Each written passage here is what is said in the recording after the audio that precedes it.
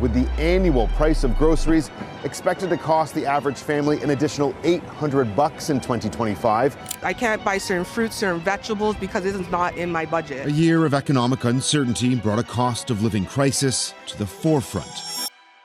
Let's face it, things are ridiculously expensive right now. Groceries, rent, eating out, gas, it all feels like everything's doubled overnight. I'll have the Thai chicken pizza. If I get it without the nuts and leeks and stuff, is it cheaper?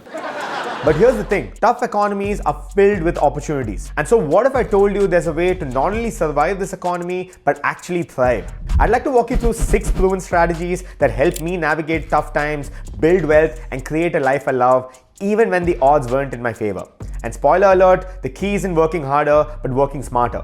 But smarter how? We'll get to that in a bit. If you're new to this channel, then hi, I'm Akash, an entrepreneur and a product leader with over a decade of experience building systems and habits to create wealth. And my aim with this channel is to help you escape mediocrity and make money even in the darkest of times. And one way to do that is overcoming challenges. I mean, we all face challenges and we handle them in different ways. But you sometimes have these light bulb moments, you know, those life-changing moments where you realize enough's enough and you have clarity on what you need to do. I know what I need to do. Well, I had one such moment too. So when I landed here in North America a few years ago, I quickly realized that things were really expensive here. And not to mention I'm coming from India where we have a weaker currency, so converting money into dollars meant I was slowly selling my kidneys bit by bit. But I also realized that the costs of living and inflation were rampant everywhere around the world. It wasn't just something I was experiencing here myself. And so I was faced with 2 options. Either just go with the hands I've been dealt and maybe occasionally complain about how messed up things are, which to be honest is what most people do. Or figure out ways I could counter this to not just survive, but thrive even during these tougher times. I of course chose the latter. Because that's what heroes do. Because who are we kidding? Things are only going to get more expensive over time, and not to be a downer, but I'm assuming that inflation and things in general are going to get even more expensive at a crazier rate than what we've all experienced till now. And so in my head, it was important to prepare myself to handle these uncertain times. And that all started with shifting my beliefs about money. For years, I thought the secret was working harder, more hours, more hustle. But I was so wrong. What actually worked was focusing on the big financial wins and letting go of the small stuff. Let me tell you a story about this friend of mine. She once told me how she spent days chasing a $30 dispute from Amazon. I kid you not, days. She stayed on hold for hours on end with the customer care team trying to haggle the $30. So I asked her why spend so much time on this? To which she responded, dude, it's $30. $30? She was slightly appalled why I would even ask this question. And I couldn't help but think, dude, it's just $30. I mean, she was making well over that in a single hour. I mean, unless Jeff Bezos is personally delivering your refund, I'm not sure it's worth it. Steve, do you have anything you want to add about Mr. Bezos? No, I like getting my packages on time. Don't get me wrong, saving money is obviously important, like you might have seen in some of my previous videos. But the time and energy you spend chasing pennies could be spent earning hundreds or even thousands. And what's more interesting is how the same amount of $30 can be perceived in 2 different ways by different people. This all comes down to mindset or beliefs around money, in my opinion. The mindset shift to focus on bigger wins, believing that money is abundant and is not a zero-sum game, has completely changed my life. Basically, if you believe that there's money out there for everyone and you start valuing money the right way, it'll unlock opportunities that you can't even imagine. Raise your hand if you want to get rich. I just want to say that this isn't about being haughty, it's about being smart with your time and energy. Over time, I've redirected that focus to activities that pay huge dividends. Talking about beliefs, I'll later share another important belief shift that unlocked my ability to make and save more money than ever before. Trust me, it's something that you'll want to hear. So it's clear that tough economies mean that we all have problems. But another way to look at this is where there are problems, there can be solutions. In every economy, good or bad, people pay to have their problems solved. I mean, this is the same way you make money right now. You're hired for the job because you can solve a challenge or a problem that the company is dealing with. If you're freelancing, then you're solving a pain point that your client has. If you start a company, it's to solve an issue that your customers face. I mean, this is everywhere. You can see it in pretty much every product and service that you use. And this is the same thing I did with my startup that I bootstrapped and single-handedly scaled to a 12-member team back in India. So let me tell you a little bit more about the startup. So I noticed this huge gap in corporate catering. Every time there was a corporate event or party or meeting, companies and the admins would only have 2 options. Either approach 5-star hotels to cater for their meals, or basically white label catering or your mom and pop catering. Like nothing in between. And I also noticed that there was no system here for any of these companies. They would resort to the same vendor over and over again, or just flip a coin and decide on some other new vendor. I personally found this to be a massive gap in the market and decided to pursue this opportunity. My startup partnered with well-known restaurants and vendors, ones you would get on your delivery portals, to offer curated menus for corporate events and food needs. So we started with kiosks and small event catering to slowly spread the word, and eventually went on to work with companies like WeWork, Intuit, CoWorks, and many more. I discovered numerous other lines of business in the process, grew my team, and we were profitable in less than 4 months. That, in my opinion, is what problem solving is all about.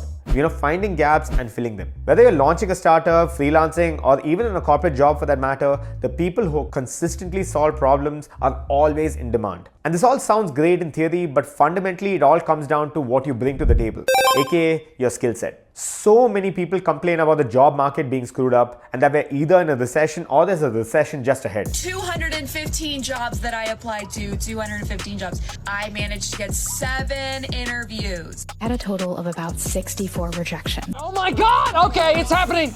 Everybody stay calm. What's the procedure, everyone? What's the procedure? Stay calm! Again, going back to what I mentioned earlier, it's easy to blame things on factors that are not in our control. And like I said, if you can solve problems, you're going to make a lot of money. So you need to really equip yourself and stand out from the crowd.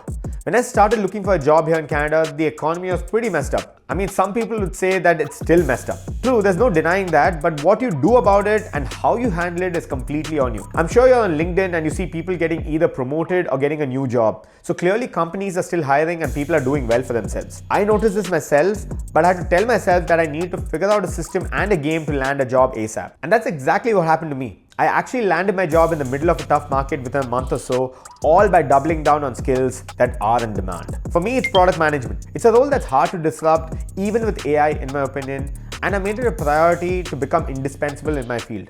That's ridiculous. I'm not going to be beaten by a website. Actually, it sounds like you are. There are so many such recession-proof skills you can develop. There's coding, like full stack development, digital marketing, media and content creation. But the key though is to get so good that they can't ignore you. I know for people doing exactly that, and let me tell you, it actually works. You don't need a million skills, you just need 1 or 2 that makes you super indispensable.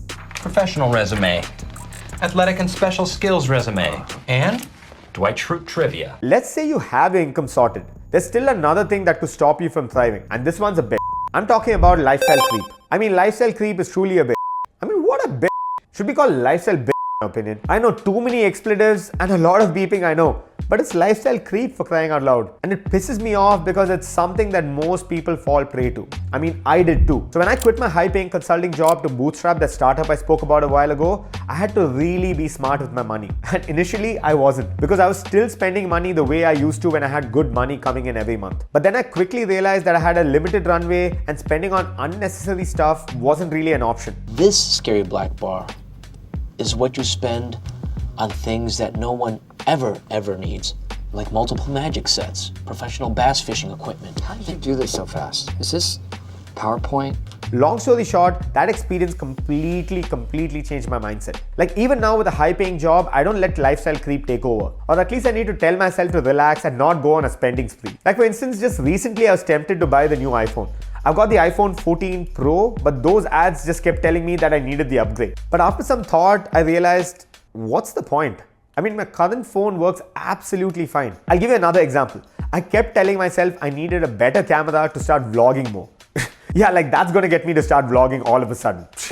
Anyway, the camera wasn't the problem, it was me putting it off. The mind can be a slippery devil, don't fall for it, otherwise a lifestyle bitch will get you. The more mature I've gotten, the more I realize that the quality of your life depends on the quality of your relationships. Networking isn't just about meeting people, it's about building genuine connections. When I was working on my startups, I'd casually share what we were doing in conversations with people.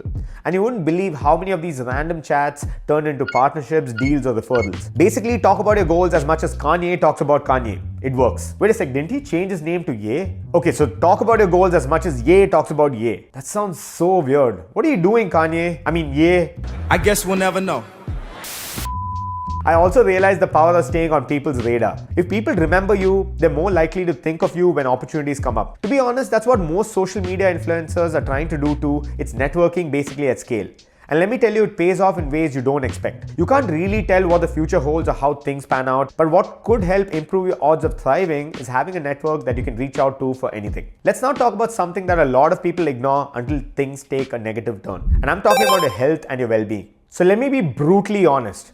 I hate going to the gym. Lifting weights, hate it. Stretching, no thanks. But here's the obvious thing. If I want to play the long game and make money and enjoy it too, I need to obviously take care of my health. And so I had to come to terms with that first. Unless you have that why clear in your head, you're not going to show up. And so I came up with a non-negotiable system where I hit the gym 4 to 5 times a week. At first it was super hard, especially because I've always been a cardio person, having played football competitively along with a bunch of other sports, running, swimming and whatnot. And so getting on board with strength training was not easy for me. So the first few weeks at the gym, I was trying different workouts and routines to see what worked for me. And then I finally came up with a workout routine that included 5 days a week. And once I showed up again and again, things gained momentum and then it became second nature. Another thing I track is movement. I make it a point to get 12,000 to 15,000 steps a day on an average. My watch sometimes nags me if I'm falling short, which to be honest really helps too. By the way, just getting your physical health sorted isn't enough because your mental health is equally important, if not more. It's very hard to get going if you're in a rut. And so whenever you feel that way, it's important for you to spend some time with yourself and figure things out. Like I mentioned in one of my previous videos, I journal a lot to gain clarity. If you've never journaled before, then this might seem very overwhelming or drab, boring or useless because I personally felt that way at the beginning. But the idea is to make time for it and jot down everything you have in your head so that your head ultimately feels lighter.